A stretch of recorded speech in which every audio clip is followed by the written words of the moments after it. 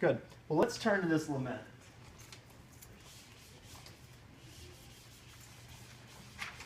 I half apologize for the language in it. I didn't write it. Like I said, this is an actual, I wish I could write like this. This is an actual lament, or an actual review of Haribo's gummy bears. The sugar-free kind. So if you eat the normal kind, you should be fine. These are the aspartame ones. Okay, so let's think about this. This, interestingly enough, has the majority of the parts from a typical Hebrew lament. Right. So what are those parts? Or let's identify them as we go here.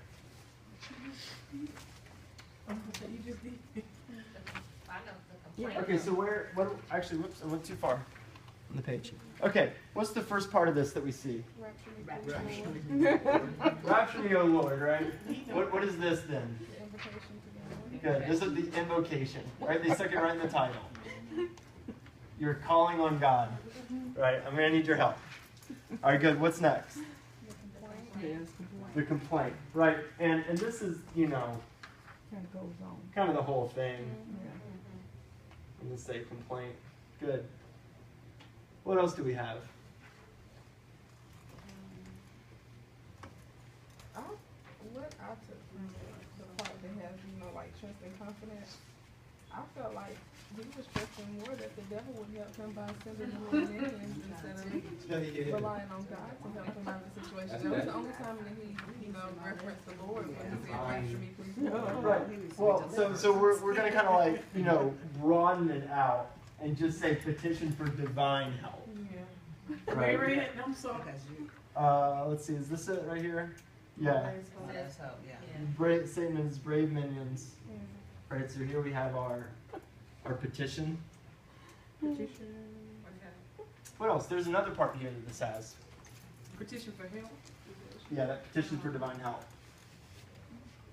There's another part that's included in this. We write on them? Yeah, sure. I don't need them back. Anybody else? Is that the shame on everything? Yeah, what part is that? I don't know. I know that's some of them, but I don't know. It could be considered Thanksgiving because it's like, thanks for knowing and not telling me. Thanks to nobody. This is going to be the cursing. Right?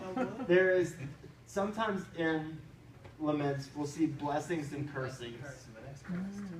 Right? This person is definitely cursing everybody in a sense, right? Shame on you, shame on you, shame on you. Woe to everyone who handled these bears before they made it to me. Right? He goes through, almost like, I love this because it's almost prophetic and, like in how the prophecies, or the prophets would say, woe to you, to you, to you, to you, and like to all of these surrounding peoples. Right? Woe to Amazon, woe to the warehouse manager, woe to the UPS guy. Yeah. You knew. You all knew. Y'all knew. Y'all didn't tell me, but y'all knew. Right. Good. So what parts do we not have here?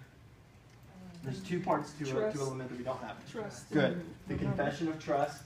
So there's no, we're all this person can do is hope. Right? What's the other one? Good. There's no thanksgiving.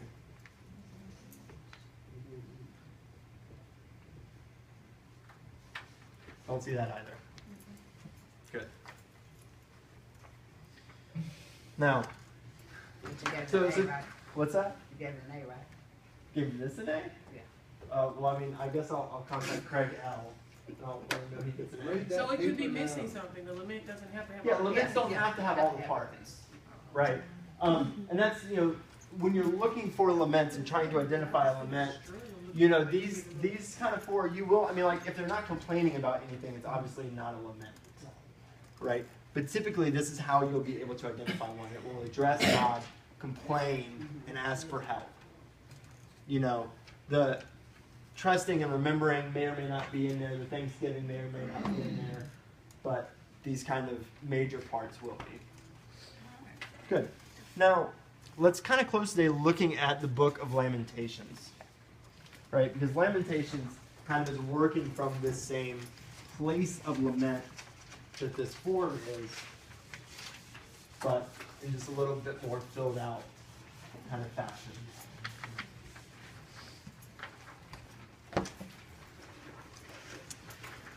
Now, one thing that's interesting with the book of Lamentations, as I'm sure you all read, is that it is an acrostic.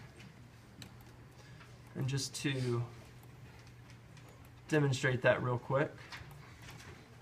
Is it here? Aha. Well. 1243. Yes. Thank you. Okay. Okay. These little ladybugs. Okay, I think we got it. Oh, Okay, so as I'm finding this, if we were to think of the time in Israel's history where Lamentations would probably make the most sense, where would you place it?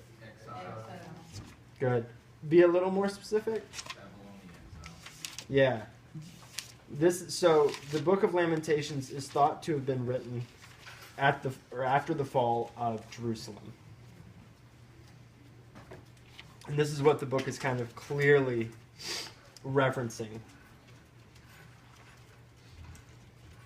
So I might just have you guys take me on my word with that. The first 4 chapters, as your book says, the first 4 chapters of Lamentations is an acrostic. The 5th chapter is not, and it's thought that the 5th chapter was written later.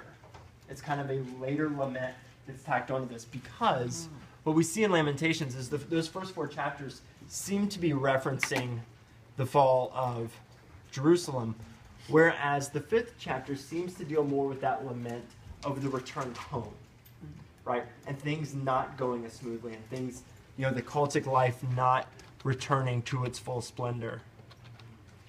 So, and because of that seeming, because of the, I guess, that thematic difference in Lamentations, and because it doesn't fit that same form that the rest of Lamentations does, that same acrostic, it's thought that it was written later. And what we see that's really interesting in Lamentations, just a couple quick notes, is this tension with the Deuteronomistic history, right? Because what we see a lot is kind of this belief in it, this holding on to it, and yet at the same time, this struggling with it, right? So for example, in 1:8,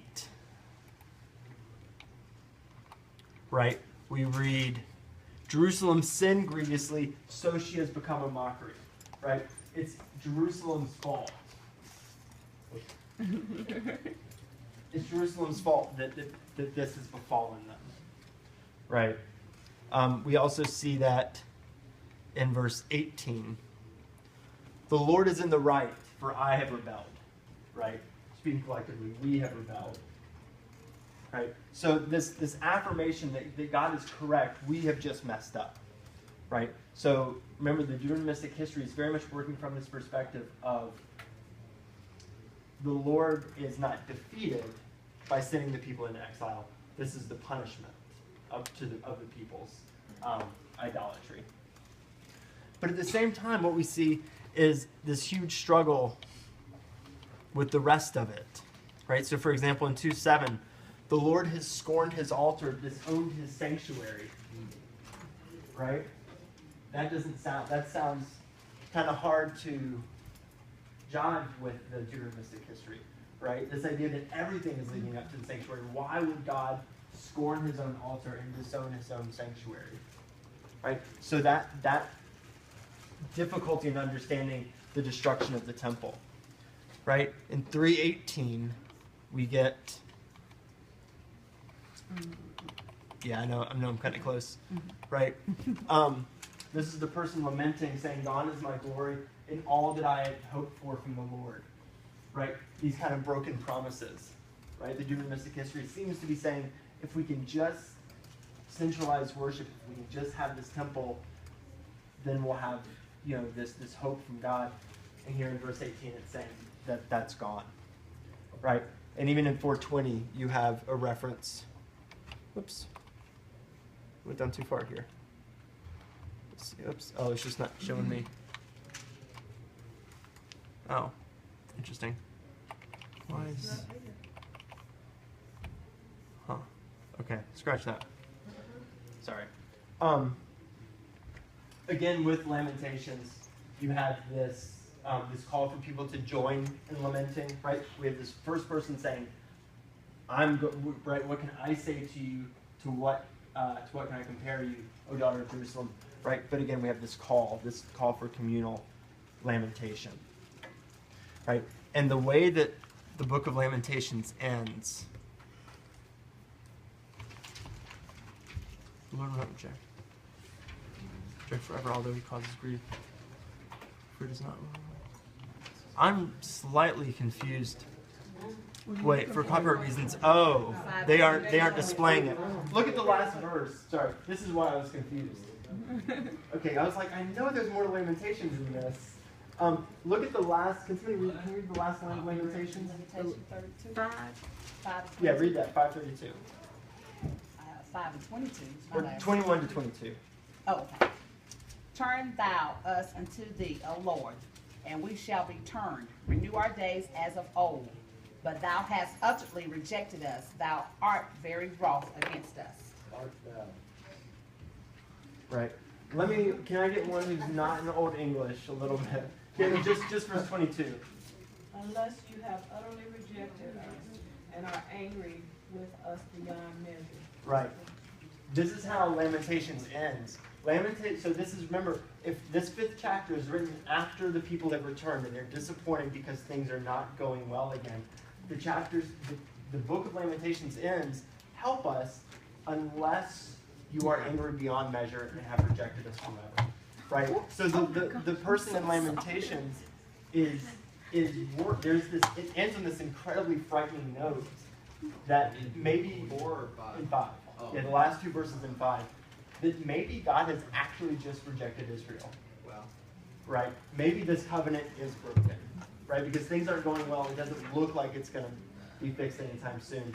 So maybe these covenants are actually broken. Do you think that might be like, because like you see in some of the Lamentations, or in some of like the laments, they're like almost like guilt trips, like what you said, like we have faith and you don't let us down. Right.